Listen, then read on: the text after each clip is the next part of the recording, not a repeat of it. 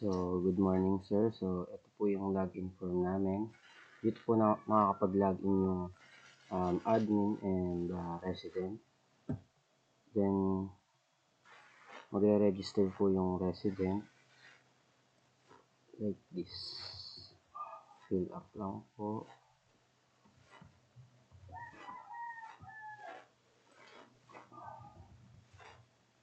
Choose file. Dito po sa choose file is pipili kayo ng mag-attach kayo ng picture nyo na katunayan na naka-address kayo doon sa marinig. So, ito naman is automatic na 17 pataas lang po ang makakapag-register.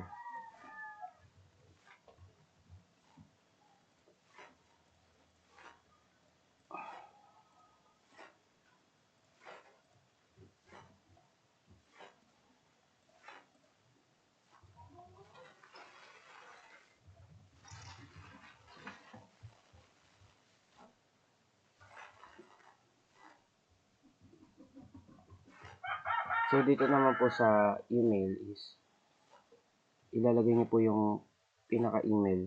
Kasi once na ma-approve po ng admin is mag-notify po doon sa email niyo yung username and password po. Once na ma-approve. Pag naman po na-reject is hindi po, kumbaga mag-notify din po na na-reject po yung na-register niyo po.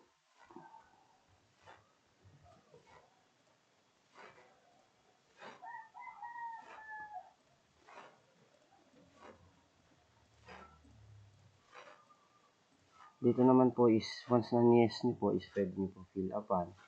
And pag nino naman po is hindi niyo po fill up. Ganun lang po.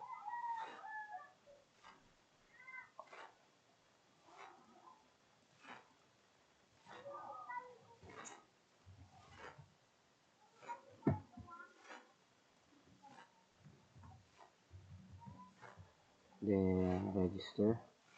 Once na register na po is automatic na sa login. So, magwe-wait na lang po yung user. Ayan po. Lalabas po siya sa request for approval. Then, yung mga na-approve po is dito po lalabas. Then, yung na-reject po is dito din po lalabas. So, pwede din po mag-add yung admin ng resident.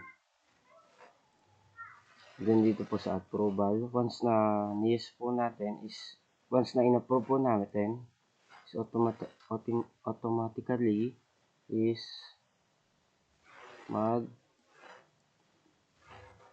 ayan, mag-i-email po dito yung username and password po natin. Refresh lang po natin. Yan. Yan na po yung sa username ni resident. Logout po lang natin. Yan yung password. Ito. Yung tama. Okay. Login po natin. Ayan po. Ito po yung account ng resident. So, may profile. Si information, change password. So, si information naman po is ito po yung mga details na ni-register niyo po. Once po na may magkakamali naman po is hindi niyo po may edit. Pero yung sa admin po is may edit niya po yun. Change password and also the request form. So, may nadagdag po kami tatlo dito. So, kumbaga pinalaki din po namin para mas kita po. Dito po is yung nadagdag po namin is barangay certificate of indigency and cedula. Example lang natin is barangay certificate.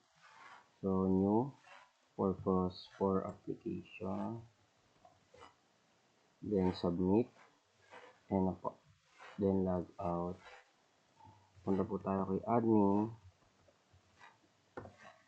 Ayan po. Yung sa barangay certificate is tatlo lang po. Once na na-use ko po, is madadagdagan po siya. Ayan. Na-use na po. Ayan po. Ito po din yung nabago is yung mga total ng documents. Then, dito po siya papasok for printing na po. Ayan.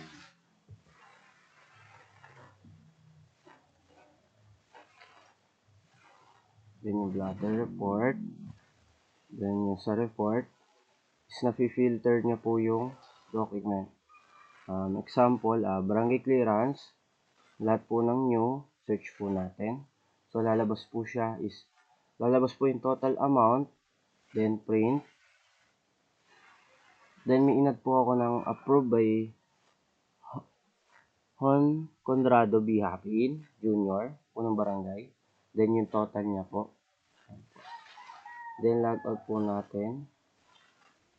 Kasi po, once na-accept po ng admin, yung ni-request niya po is magno-notif po dun sa account ng resident. Ayan po. Na-approve na po. Ayan lang po. Thank you po.